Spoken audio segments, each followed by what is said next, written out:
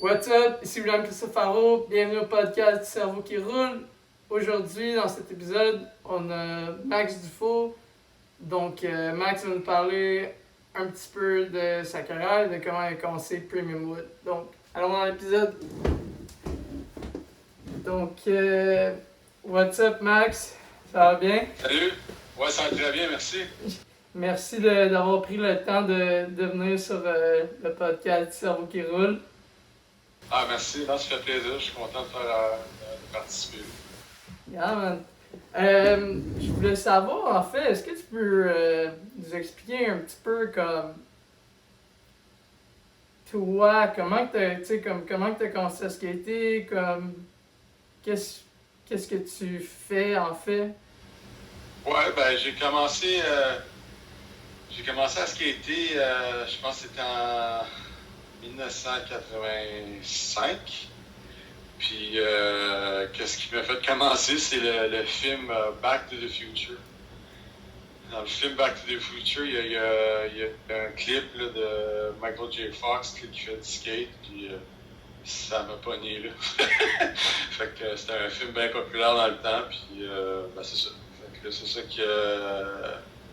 je me rappelle quand à l'école, tout le monde était pogné là-dessus. Puis il y avait un magasin de skate qui avait ouvert à Montréal qui s'appelait Footloose. Puis c'était un magasin sur la rue Sherbrooke. Puis on allait là après l'école, puis on checkait toutes les planches de skate. Là. Il y avait des Powell, des Sims, des Alpha. Fait que là, ça faisait rêver là, puis c'est ça que ça a commencé. Là. Fait que là, j'étais pogné là-dessus, puis là, c'est là aussi que j'avais acheté ma première revue de skate, là, Thrasher, puis c'est ça, ça a commencé de même. C'était quel issue de Thrasher? C'est sûr que regarder toutes les boards de même quand c'est nouveau, tout est vraiment cool. C'était c'était un cover avec Christian Azoy qui faisait un gros Method Air, mais c'était genre Method Air là, comme Photoshop là, sur dans le ciel. Là, c'était bizarre, c'était mal fait. Là. Tu regardes ça, tu regardes ça maintenant aujourd'hui, ça a l'air vraiment cheap. Mais c'est ça. Je me rappelle plus c'était quoi le issue. Là. Ouais, c'est ça. C'était Ozoi avec un gros method, là, mais c'était comme. On dirait que la photo était sur une ville, là, c'est bizarre. C'est ça qui m'a fait commencer ça. Ben, c'était pendant ce temps-là que j'ai commencé ça. Puis, mon premier deck, c'était un Brand Dex. Puis, c'est ça, j'avais acheté des Venture Truck, puis des roues Airflex. Puis, ben c'est ça, je roulais partout dans la ville avec ça. Puis, on faisait du skate à l'école, puis c'était vraiment trippant. C'était dans le temps, le street, ça n'existait pas vraiment, c'était juste la rampe. Il n'y avait pas beaucoup de rampes dans ce temps-là. Des rampes, c'était pas des mini-rampes, c'était des grosses vertes. C'était tout sur la rive sud. Il y en avait une à Boucherville, à Saint-Julie, Brossard. C'est ça. Fait que là, puis à Saint-Hubert. Moi, j'allais à Saint-Hubert, là, c'était ça, l'arrêt de Mont-Seigneur-Parent. Je skatais là, puis je skatais avec mon chum Carl Michel, puis c'est là que on commençait à faire du skate, c'était sur les verts. On pompait sur des verts, là, En ce temps-là, les rampes étaient 13 pieds. C'était ridicule, là, c'était fou, là, c'était comme genre les villes voulaient faire des skateparks, mais ils savaient pas quoi faire. Fait que Boucherville a eu des plans pour faire une rampe. J'imagine qu'ils ont acheté ça dans une revue à quelque part ou en Californie. Ils ont construit une grosse rampe là, immense. Puis là, toutes les villes ont suivi ça rue sud, ils ont toutes construit des grosses verts. On skatait là, mais il n'y avait personne qui skatait vert. C'est ça, c'est pour ça en fait que t'as commencé à skater de la vert. Ouais, moi j'ai commencé à faire du vert. J'ai pas commencé à faire du street. J'ai commencé à faire du vert. Là. Fait que là, les rampes, c'était juste ça. Là, comme on avait. C'était vraiment écœurant. J'avais 12-13 ans. Là, je me prenais en bicycle, là, puis on allait à la vert. Les verts, c'était toutes proches là, en bicycle. Là, puis, C'est C'était tout le temps le même crew, là, on avait une, tu sais, comme, je faisais partie, tu sais, comme, je skatais avec des gars de Saint-Hubert, Jean Ward, Carl Michel, un gars qui s'appelait Pinot. Puis c'est ça, fait que là, tu sais, nous autres, on skatait tout le temps à Saint-Hubert, puis t'avais un crew à Saint-Julie. Les autres étaient vraiment bons, là. Puis lorsque t'avais un autre crew à Montréal, là, comme, qui venait de temps en temps, là, à Saint-Hubert, là, Gilles Saint-Laurent, Gilles Meunier. De temps en temps, on avait Paul Coffey, Steve Coffey, Paul Coffey, c'est le joueur de hockey.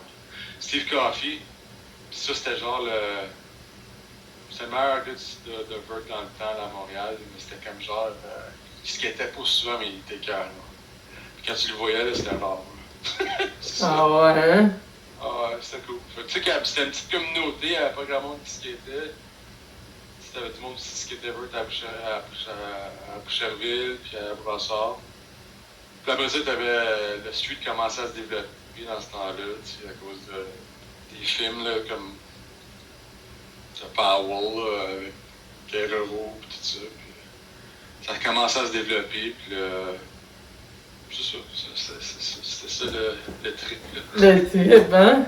Et puis explique-nous un peu, comment que ça a été, comme, grandir à skater de la Vert? Ça doit tellement pas être l'affaire, genre, tu sais, comme, oui, il y a pas beaucoup de monde, mais ça doit tellement, tu sais, oui, on apprend tout, mais ça doit tellement pas être évident, comme, starter dans une Vert, puis après, apprendre son premier rock'n'roll, comme, c'était...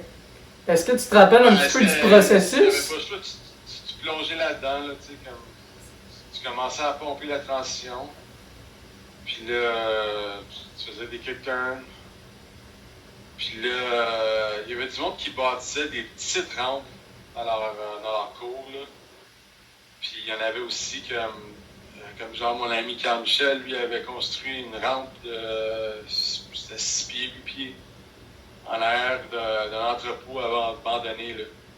C'était le Anderson qui appelait ça, là. Puis il y avait trié un paquet de bois, là, gauche à droite, là, puis il avait construit une vert, là, pas une vert, mais une rampe. Fait que là, c'était une place qu'on pouvait pratiquer sur des plus petites rampes, là.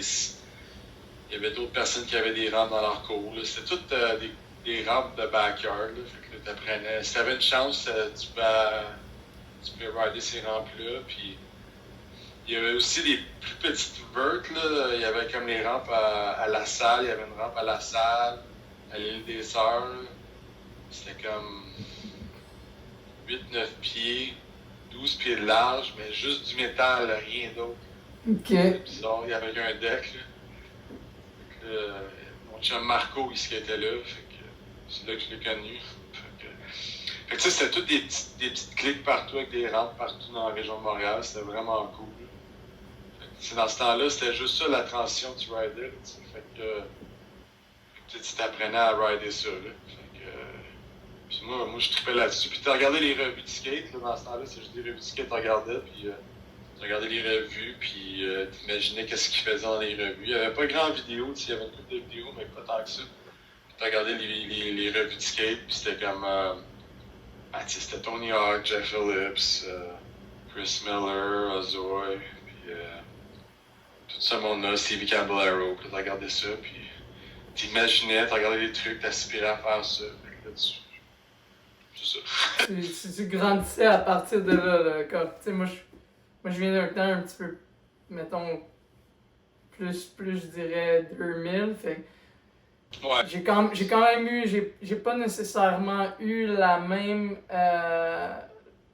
même growing up que maintenant, mais j'ai pas nécessairement comme vécu qu'est-ce que vous, la génération, comme une ou deux générations avant, fait que c'est vraiment cool de pouvoir comme voir justement comme que tu voyais un magazine ou comme que t'attendais vraiment un peu plus tard quand il y avait les vidéos que t'attendais super longtemps pour une vidéo, mais que à force de regarder comme une photo, t'es comme ok, je peux peut-être faire ça, tu sais, tu trouves ton inspiration comme ça. Ouais, c'est ça. Puis qu'est-ce qui était difficile aussi, c'est que il n'y avait pas de skatepark. Fait qu'intérieur, là. Mm-hmm. Fait que là, l'hiver, là, tu vas chambre t'as dit, là, si tu vas skater, là, le seul moyen pour aller skater, c'est de skater dans des souterrains, dans des parkings intérieurs, là. Puis là, si tu roulais là, fait que là, le trip des fois, nous autres, l'hiver, on capotait, fait que là, on allait à la place Bonaventure. On allait dans le parking, là, en bas du parking, puis on skatait là. C'était comme le seul stationnement intérieur qu'on connaissait, là, que tu pouvais skater sans te faire écœurer. Puis là, on allait là. Puis quand il faisait l'hiver, quand il y avait des journées chaudes, là, il y avait encore de la neige, là, mais on allait à la rampe à Saint-Hubert, puis on pelletait les rampes. Là. On enlevait la rampe, puis là, c'était c'est du métal, la surface, c'est du métal. Fait que là, avec le soleil, ça sèche super vite, puis tu fais rider. Le seul problème, c'est que on mettait des morceaux de carton là, tout en autour de la verte, là, sur la neige, là, pour se rendre dans les escaliers sans se mouiller les pieds. Là.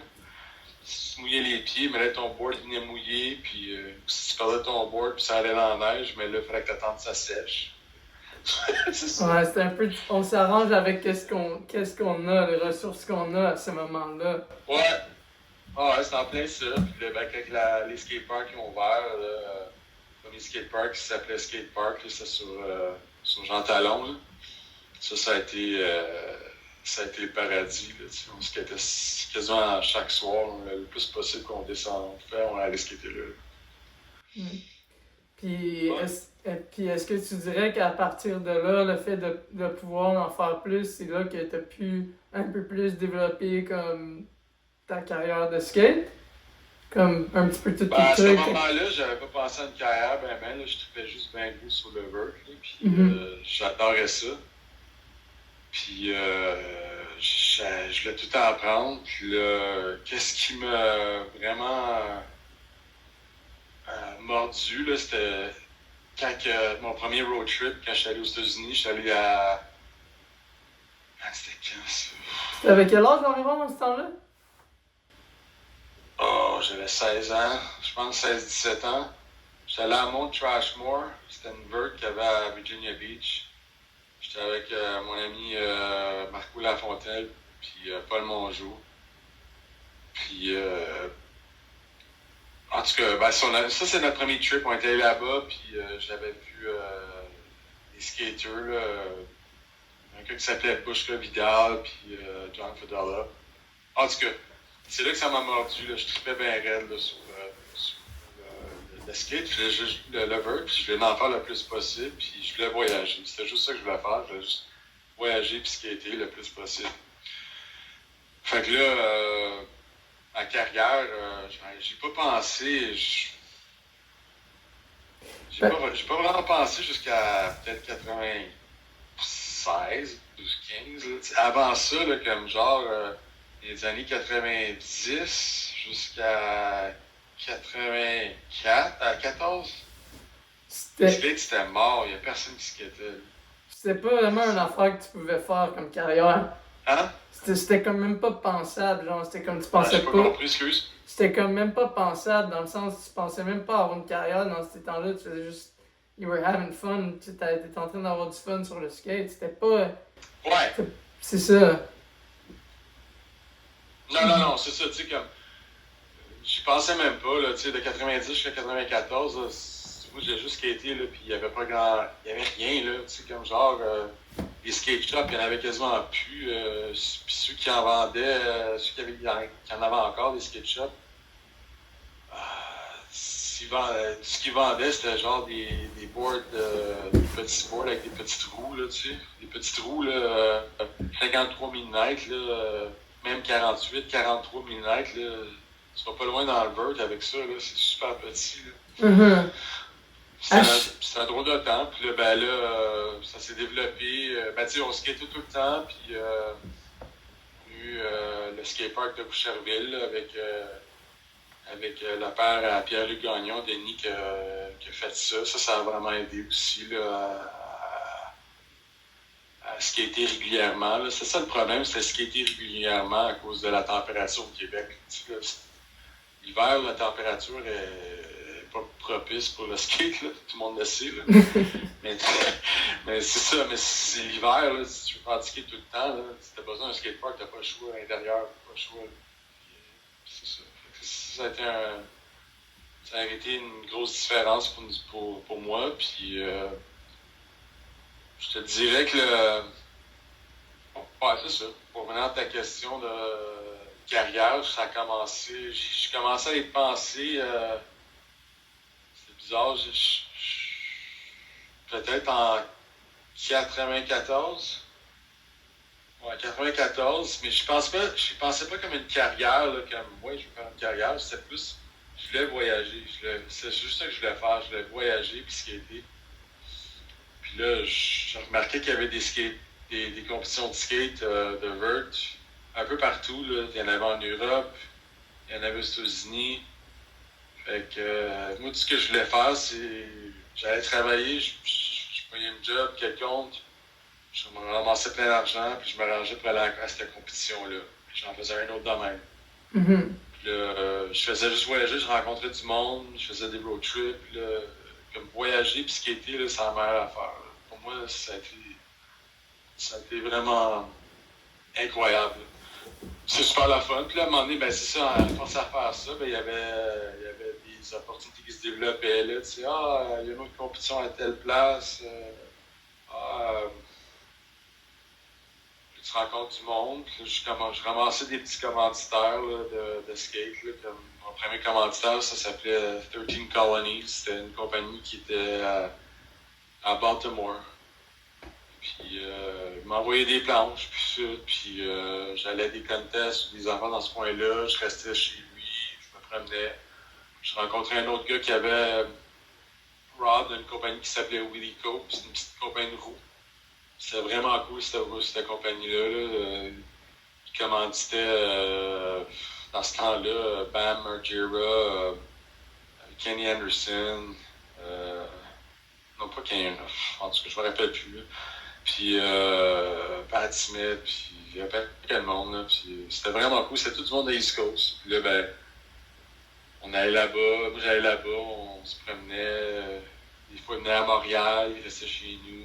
C'était comme une communauté, là, puis là, comme, tu commences à faire des contacts, puis tu développes des relations, puis là, ben, c'est ça, je te dirais que ma carrière a vraiment commencé là, quand c'était à Slam City Jam en 95, ouais, 95, c'est ça, ouais. J'avais fait une compétition de Slam City Jam à Vancouver, puis c'est ça, fait que là, tu sais, c'est drôle parce que j'avais fini mon bac à l'université, l'UHSC, puis j'avais mon bal de finissant, puis c'était la même journée de la compétition de Slam City. Puis moi, il n'y avait pas de doute, là, j'étais comme, moi, je vais pas à mon bal de finissant, je m'en vais à la compétition, je m'en vais à Slam City, là. Ça a été le meilleur quart pour moi, là. Fait que, c'est ça, fait que là, quand j'ai fait ça, je me disais, hey, j'avais fini mon bac, puis j'étais comme, ben, je vais faire du trip, là, je vais tripper dans le skate là, pendant une couple d'années, voyager, puis voir ce que ça donne. Puis après ça, ben, je me chercherai un job après ça, là, tu sais. Je pense qu'il y a beaucoup de skaters qui Hein? disent... Je pense qu'il y a beaucoup de skaters qui font ça, qui sont comme, ah, je veux juste skater, comme... Ben ouais. Ouais. Ben, c'est ça, je me dis que, tu sais, quand t'es jeune, c'est le temps de le faire, là. C'est pas quand t'as 50, 60 ans, là. J'ai 50 ans, là. Ben, c'est pas comme à ce stade-là, tu te dis, OK, ben là, je commence là, à faire ça. Non, non. Tu fais ton trip au début, puis, ben, en tout cas, c'est ça que comme ça, je pensais, là. Ouais. Puis là, ben, c'est ça, fait que là, j'avais fait Slam City, j'avais super bien fait, là. J'avais fini 10e dans la compétition. Puis, je m'attendais pas à ça. Puis, mais tu sais, c'était dans le vert, là. C'était Bob Burkus qui a gagné. J'étais arrivé 10e. C'était drôle parce que, tu sais, comme, il n'y avait pas d'argent, là. Tu sais, comme, genre, le prize money, là, il arrêtait à 8e position. Là. À 10e, il n'y avait pas de prize money. Là. Puis, je pense que le gars en 8e, il faisait 200$. C'était c'était pas grand. Fait que c'était vraiment plus, c'était pour le trip. Mais tu sais, comme ça m'a donné une opportunité après ça, quand j'ai super bien fait. Je recevais des decks d'une compagnie en Californie. C'était un petit start-up qui s'appelait Treeford Skateboards. Puis c'est ça, fait que là, quand j'ai fait 10e, il me dit hey, c'est super bon, ça te tente en Europe, il y a un paquet de compétitions, on a un distributeur là-bas, tu peux rester chez eux, puis aider à promouvoir Treeford là-bas. Je dis ouais, je vais y aller. Fait que là, il m'a aidé avec le billet d'avion, puis une couple de dépenses, puis j'ai passé un mois en Europe là, à voyager. C'est ça. C'est là que ma carrière a commencé tranquillement, là, puis ça s'est développé à des affaires super intéressantes. Vraiment, fait que, le fait, c'est ça, le fait d'avoir arrivé 10e, comme c'est là que ça a comme tout starté, comme. Pis c'est comme. Juste le fait d'avoir été 10e, c'était comme. C'était un accomplissement, comme vraiment en soi, tu sais. Ouais, moi j'étais super fier, puis. Non, c'était incroyable. C'était vraiment le fun. En plus de ça, comme. C'était la première fois que j'allais à un événement qui était de. Tu sais, comme genre. Au calibre? Ouais, au calibre, là, tu sais. Ouais. C'était vraiment incroyable. Puis j'étais comme, wow, je suis capable de compétir.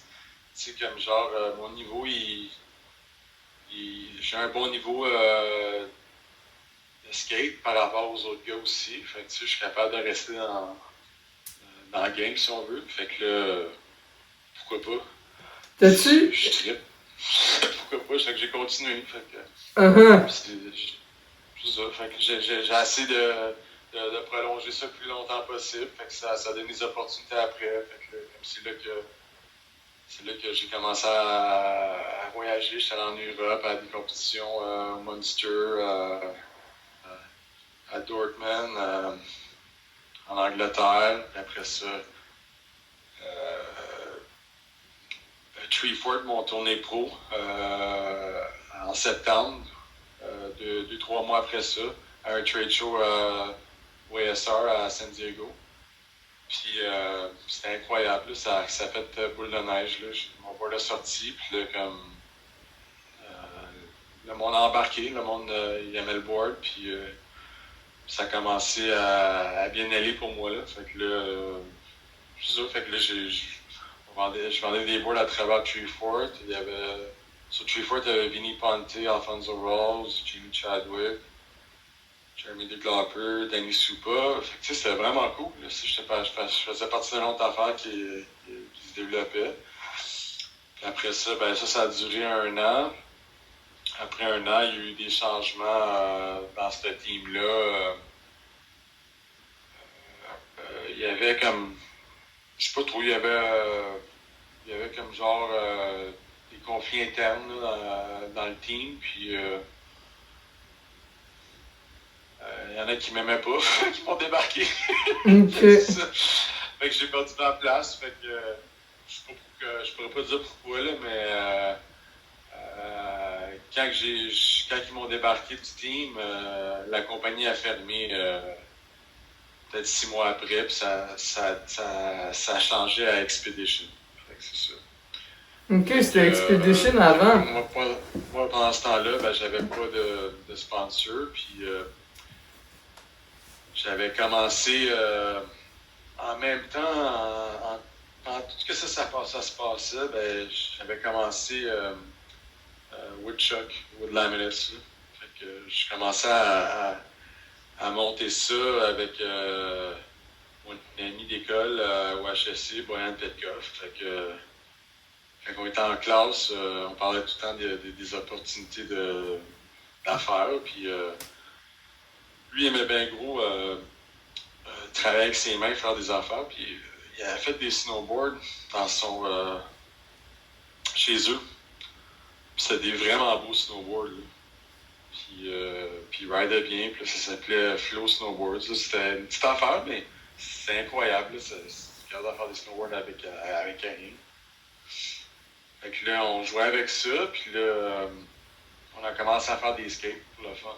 Fait que là, on faisait des skates, on les laminait, on achetait du bois du Nouveau-Brunswick, d'une compagnie qui fait du veneer.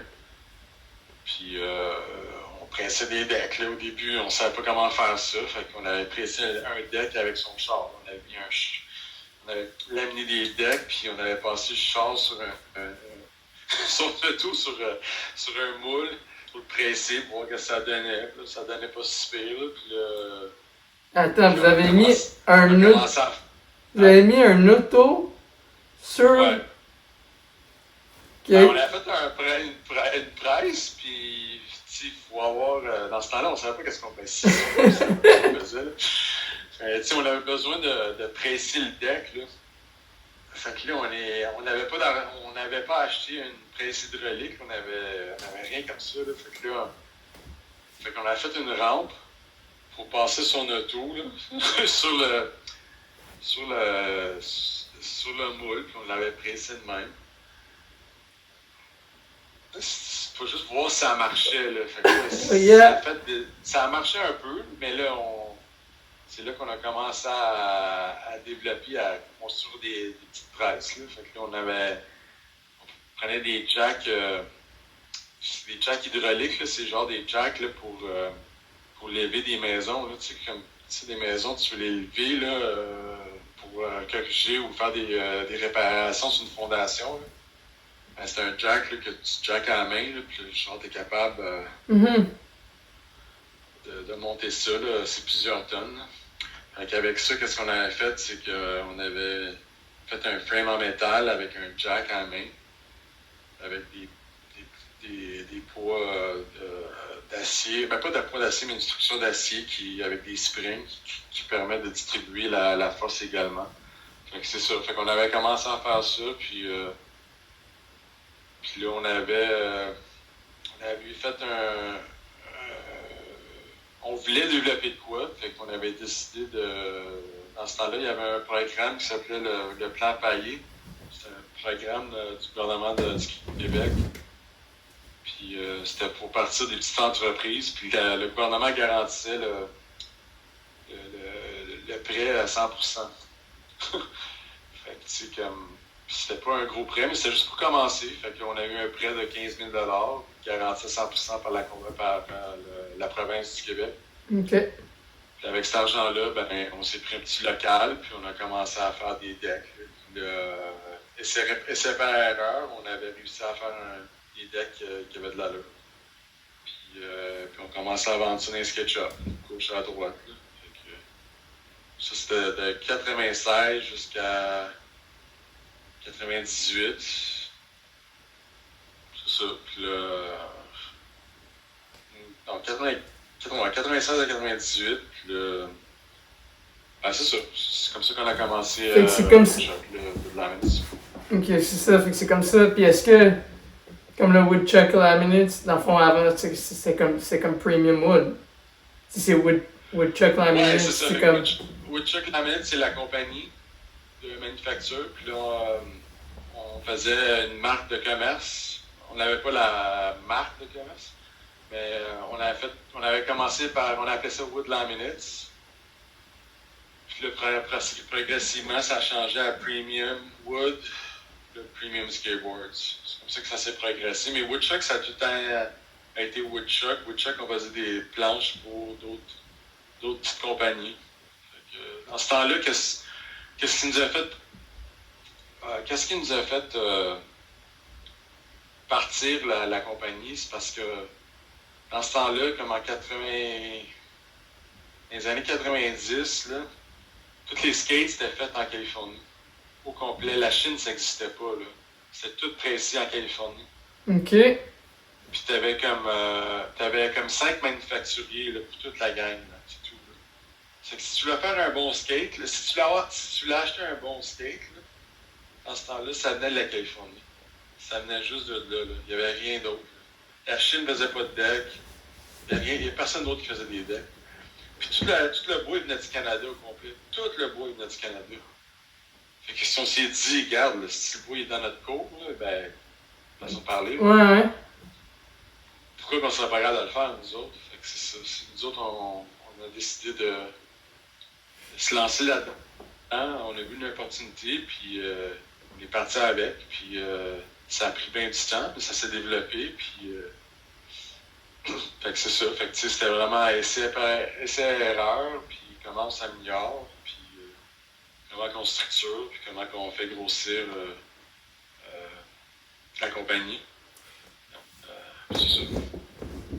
Puis dans ce temps-là, par curiosité, ça prenait combien de temps avoir un board au Canada s'il venait juste de la Californie?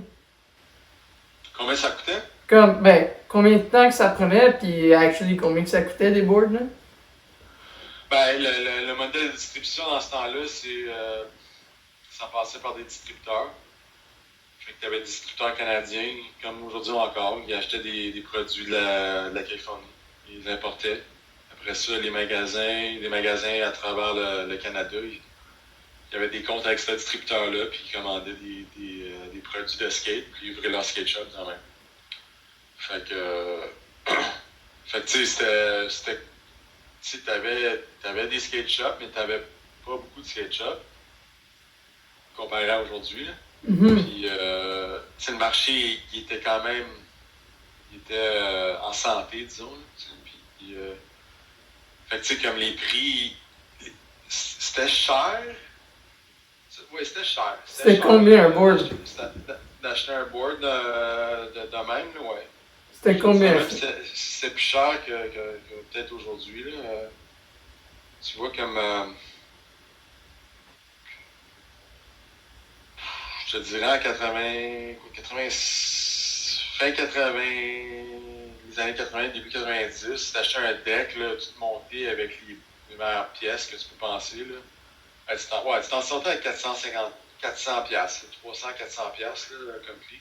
Ouais. Puis ça, c'est dans le temps que le dollar, il n'y avait pas une même valeur qu'aujourd'hui, là, tu sais, comme... Non, t'es sérieux? McDonald's... 4? Bon, ouais, je suis sérieux. Pas t'es sérieux, mais c'est comme... Je savais pas qu'un complete, Si t'allais au Footloose, là... moi, je me rappelle, je regardais ça des fois, là, je restais dans le magasin longtemps, là, puis je voyais les parents acheter des decks, là, puis je voyais là, des factures de 300-400$ pour un deck, là, le complete, là, tu sais. Avec toutes les pièces, là, tu sais, comme... Ouais. Ok, je savais pas ça. Les prix ont descendu, le gars de Footloose. Le gars de Footloose, il chargeait cher en maudit, là. Okay. C'est sûr qu'il chargeait... Il a fait de l'argent à faire ça, mais c'est ça. C'est comme... Tu sais, pour mettre les choses en perspective, là, tu sais, comme... Si t'allais au McDonald's dans ce temps-là, genre un Happy Meal, tu sais, whatever, là... Bon, c'était 400$. C'était 4$, là, un Big Mac, le Coke frites, tout le kit. C'était moins cher dans ce temps-là. Ouais. Je sais pas c'est combien aujourd'hui, là, mais c'est sûr que c'est plus cher, là. Moi non plus, man, je sais pas. Tant mieux! Anyways. Ouais. Fait que c'est ça, fait que là, nous autres, en tout cas, fait que on avait commencé à développer ça. Il n'y avait pas de marque locale dans ce temps-là là, au Canada. Là, c'était juste genre des marques américaines de skate. Là, fait que ça a été comme un avantage là, pour nous autres. On était un des premiers à le faire. Fait que le monde était réceptif. Puis on a eu bien du support avec les magasins au Québec. Bien du support. Là. Je pense que sans les magasins de skate au Québec, là, on n'aurait pas été bien loin là, sans eux autres, là, c'est clair. Là. Fait que c'est comme. Fait que ça, on l'a apprécié. Là. Fait que c'est ça. Parce que Premium Wood, pour moi, c'est comme... je pense que c'est pour beaucoup de gens aussi du temps où j'ai commencé à skater. J'ai commencé à skater en 98. Ouais. Pour moi, Premium Wood, c'est comme April Skateboards ou Primitive, genre, comme dans le temps, là. Tu sais, comme tu grandis au Québec, t'as Premium Wood au Québec, puis c'était comme... T'as des personnes comme Mercier, comme PLG, comme Piff, Étienne Tanguay, puis c'est comme Gavin, puis c'est comme... Ouais. Ouais, là, on a eu... nous autres, ça fait on développé Premium. Yo, Max, la connexion. Ok, c'est bon. Moi, je l'ai vraiment développé. Je l'ai aidé le plus possible, là, les riders qu'on avait au Québec, là, localement, là, au Canada. Là. On avait des Reapers, là, puis il n'y avait pas grand monde qui avait d'opportunités. Comme un gars comme Gavin, là, j'avais grandi avec lui. Puis, méchant bon skater, même affaire pour Rick, Mercier, tu sais, puis... ouais, puis Pierre-Luc, j'ai grandi avec aussi, fait que tu sais, comme... Le calibre est incroyable, tu sais. Puis ben, tout le team au complet qu'on avait, le Tanguy, puis... c'était vraiment cool, là, c'était vraiment, vraiment cool. Fait que, tu sais, on a développé ça, moi, qu'est-ce que je voulais, c'est vraiment comme pousser... Tu sais, comme genre les riders canadiens, là, les riders qu'on avait là, puis essayer de développer ça de façon internationale. Parce qu'on avait un calibre international de rider. Puis, fait que là, on essaie de supporter le plus possible les riders, puis tu sais, on a fait. Ouais, j'étais vraiment fier avec ce qu'on a fait. Vraiment, tu sais, je pense que pour tellement. En tout cas, pour moi, là, je me rappelle, tu sais, comme Premier Mood, c'est comme. C'est mon enfance, je pense que c'est l'enfance de beaucoup de gens de cette époque-là. Puis, tout le team, les personnes, comme tu dis, des talents vraiment, comme. Qui ont le talent de percer, puis d'avoir leur nom sur un board, ou juste être capable de pouvoir skater, puis comme. Être capable de vivre, tu sais, de pouvoir vivre de leur passion. Qu'est-ce que tu penses qui fait en sorte que les gens ont un peu plus de la misère avec ça, de pouvoir, tu sais, comme te trouver, t'es allé chercher un job, t'as travaillé, t'as voyagé, puis après, t'as fait en sorte que justement, comme t'as été capable de percer un petit peu plus, mais au Québec, qu'est-ce que tu penses qui fait que les gens ont un peu plus de la misère justement avec ça? Ça a coupé. Ok. Est-ce que c'est où que tu as compris environ? Ça a coupé un peu, là. Ça a coupé quand tu dis trouver une job.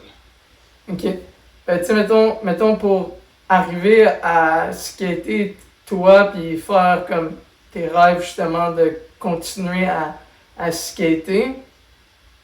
Est-ce que qu'est-ce que tu penses qu'au Québec c'est plus tough pour les personnes, des athlètes, mettons au Québec, de pouvoir continuer à faire du skate sans avoir à se soucier de plein de facteurs en général. Puis juste se concentrer, mettons, comme sur qu'est-ce qu'ils veulent faire, sur leur passion. C'est extrêmement difficile parce que je te dirais le skate c'est petit. Quand je dis que c'est petit, le marché est petit. Là, je veux dire, c'est comme tu regardes. Comment je pourrais dire ça? Oui, il y a beaucoup de monde qui skate, là, mais il y en a moins qui skate qui jouent. Ceux qui jouent au soccer ou qui jouent au hockey. Fait que ça fait que, tu sais, comme genre des fabricants de skate, ils sont tout est petit, là, tout est petit par rapport si tu compares ça à d'autres marchés, là, tu sais. Je regarde je sais pas si c'est difficile à dire, là, mais c'est juste, faire une carrière en skate, là, faut vraiment. Faut pas que tu penses que. Faut que tu saches pourquoi tu le fais au début. Là. Si tu le fais parce que tu veux te dépasser, vas-y mon gars, fais-le. Mm-hmm.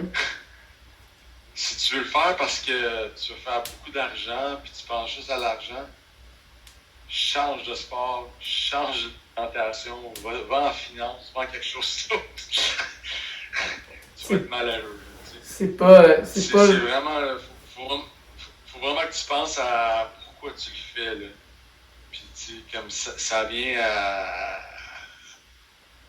Dans le fond, là, ça vient juste en rapport à tes valeurs. Si ta valeur, c'est de dépasser, puis tu veux apprécier à le faire, vas-y, mon gars, fais-le. Arrange-toi pour le faire, là, tu sais. C'est comme n'importe quoi, dans n'importe quoi. C'est pas juste le skate, c'est dans n'importe quel autre sport ou passion, là.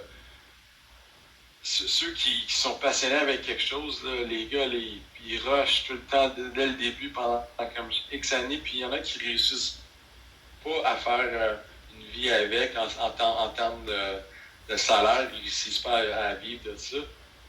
Mais ils sont pas malheureux, ils sont contents. C'est ça qu'ils veulent faire, tu sais. Fait que c'est vraiment ça qui est le plus important. C'est pour savoir, si tu te poses la question pourquoi tu le fais. Puis si ta réponse, c'est parce que ça te rend heureux, puis ça te drive, ça te motive, puis c'est constructif, mais vas-y, fais-le. Puis qu'est-ce qui arrivera, il arrivera, là. Puis, mais faut que tu acceptes ça, par exemple. Là, qu'est-ce qui arrivera, arrivera. Là. C'est comme. Comment je pourrais dire ça? C'est vraiment un sport où ce que tu fais, il y a des risques évidemment, fait qu'après, c'est d'être capable de venir travailler avec les risques, puis après, s'il y a quelque chose qui arrive, ben, c'est d'être capable de retrouver les ressources à travers plusieurs autres affaires qui vont faire en sorte que tu es capable de continuer à skater. Dans le sens que, tu sais, s'il y a des gens qui se font mal, peu importe, mais tu sais, il y a plein de ressources. Mais les gens, mettons, s'ils n'ont pas nécessairement des ressources financières pour venir travailler leur sport, mais c'est sûr que des fois, ça peut bloquer des gens. Mais en même temps, si quelqu'un aime le skate, la personne va trouver les moyens d'être capable de revenir à faire du skate. Fait que ça revient à venir comme trouver justement ok je le fais parce que j'aime vraiment ça, tu sais. Ouais, c'est ça, c'est important de faire ça. C'est important de je sais pas ça, là, tu sais. Je sais pas si t'as expliqué. Je sais pas Mais si t'as expliqué. n'importe quoi que tu fais, là, tu sais. Ouais, je sais pas si c'était expliqué comme si t'as compris qu'est-ce que. Si tu l'as bien compris, qu'est-ce que je veux dire là, dans le sens que. À the end of the day, oui, il y a des ressources. Comme il y a des ressources pour venir s'aider encore plus, mais à la fin de la journée, c'est l'amour que tu vas avoir pour le skate, puis la contribution, puis comme tes valeurs, puis le go for it qui va faire en sorte que tu vas continuer à skater. Ouais, sauf que l'autre affaire que je peux ajouter, par exemple, je veux dire, si tu veux vraiment essayer de faire une carrière quelconque dans le skate, n'importe quoi, ben là, c'est sûr qu'il y a des ressources et tout ça, mais qu'est-ce qui va déterminer si que tu vas réussir ou non, là, c'est toi, là. C'est vraiment toi, là. C'est la personne elle-même, là. C'est pas quelqu'un d'autre qui va le faire pour toi, là. C'est juste toi qui vas le faire, là. Mm-hmm. Fait que la première que tu peux faire, c'est que tu essaies, man, puis des fois, ça marche pas, ben, tu te corriges, tu t'améliores, puis tu continues, puis c'est vraiment ça que tu veux faire, là. Mais ça vient vraiment de la personne, là. C'est juste toi qui décides ça, là. Il n'y a pas personne d'autre qui va le faire pour toi, là. C'est vraiment la personne, là. C'est toi qui vas le faire, là. Fait que, tu sais, comme, les ressources, c'est important, puis tout, mais... Il y a des gens qui n'ont pas de ressources, tu sais. Exactement. Qui trouvent comment arriver à faire ça. Ouais. Ben, tu sais, il y a tout le temps moyen de le faire, là. C'est juste... je pense faut vraiment que tu saches c'est quoi tes valeurs, là. Pourquoi tu le fais, là, tu sais. Mm-hmm. Fait tu sais, comme si les valeurs sont pas claires, mais peut-être penser à d'autres choses. Là. Yeah. Cool. Est-ce que... fait qu'avec le changement, mettons, tu sais, il y a eu des films Premium Wood, puis il y a eu des teams différents. Est-ce que tu penses comme le changement de Premium Wood, comme qu'est-ce qui a fait en sorte que c'est peut-être un petit peu moins au Québec ou que en ce moment, je trouve ça vraiment cool, ça essaie de. Comme si ça revient tranquillement. Ouais. Ben, je te dirais que la compagnie a eu beaucoup de changements. Fait que, on a passé à travers des difficultés financières. Fait que fait que il y a deux volets. Il y a le volet de manufacture, là, comme genre Woodchuck qui fait des planches pour d'autres compagnies. Fait que ça a été tout le temps la base de la compagnie. C'est ça qui a permis de développer Premium, les marques, avoir un team. Fait que ça a été la fondation pour être capable de faire ce modèle-là. Fait que je te dirais des années 2099 jusqu'à peu près 2003 à peu près. Ça a été des bonnes années pour Premium, le marché était réceptif puis tout, puis on avait la compagnie à la bien. Rendu 2004, on avait des challenges dans le manufacturier, surtout au niveau du taux de change. Dans ce temps-là, le taux de change il était défavorable pour exporter du Canada à l'international. Qu'est-ce que ça veut dire? C'est que ça veut dire que quand le taux de change est comme 70 cents pour $1, 70 US pour $1, ben, si ton coût est en dollars canadiens, ben, c'est ça ton coût, ben, tu es capable de gérer ta production en fonction de ça, puis tes matières premières, puis les coûts, tout ça. Sauf que quand le dollar canadien il augmente, puis il va de $1 à $1 US, ça veut dire que tes coûts viennent d'augmenter de 30 cents là, par pièce que tu dépenses. Là. Nous autres, c'est une compagnie, si tu manufactures au Canada, t'as pas le choix d'être quasiment tout le temps en devise américaine. T'as pas le choix parce que pour survivre comme manufacturier, il faut que tu exportes. Il faut que tu vends à l'extérieur du Canada, surtout pour le skate. Le marché du skate au Canada, il est ouvert si on est chanceux en avril, puis c'est fini en septembre. Les magasins, ils n'achètent plus. Là, ils se préparent pour le snowboard, le ski, tout ça. Fait que t'as pas le choix comme compagnie, il faut que tu vendes à l'extérieur, en aller long. C'est ça. Fait qu'en tout cas, longue histoire courte, le taux de change a augmenté beaucoup. On vendait beaucoup en dollars canadiens. On avait beaucoup de prêts pour financer la production. Puis on perdait de l'argent à cause de ça. Puis ça nous a forcé à rapetisser. Puis forcément, il fallait rapetisser sur Premium. Puis fait que c'est ça. Fait que Premium, ça a rapetissé. Le marché du skate a descendu aussi dans ce temps-là. Puis l'autre affaire qui m'a démotivé, moi, pour Premium, c'est que on avait... Dans la fin, on avait Josh Even, Dane Brummett sur le team. Puis ces deux-là, c'était vraiment c'était ceux autres qui faisaient vie, qui étaient premium, avec Alex aussi, Gavin, évidemment. Puis quand Josh est décédé, il y a eu un accident de moto, puis il est décédé. Là, moi, ça m'a démotivé après ça. Ça m'a donné un coup. Là, puis quand on a perdu Josh, là, j'avais plus de motivation pour continuer Premium. Fait que j'ai mis ça sur le site pas mal, puis c'est ça. Fait que là, c'est ça. Fait que là, on est en train de retravailler ça, puis il y a Yann des hôtels là, qui travaille avec nous autres, là, qui me craignent là, à chaque fois que je parle. Là. Fait qu'il est bien motivateur, là, puis tout. On essaie de relancer ça. Fait que là, puis là, je commence à pogner la passion à le faire. Là. C'est ça. C'est un peu ça l'histoire. Merci, merci énormément de partager ces moments-là. Puis c'est sûr que Josh Evans, c'était quelqu'un d'incroyable. C'est sûr que ça doit pas... Ça a été un gros plié pour nous autres. C'était un plié de premium. Puis, c'était un très bon ami. Là, fait que ça m'a... Ben, c'est ça. Ça m'a mis à terre. Ouais. Ça.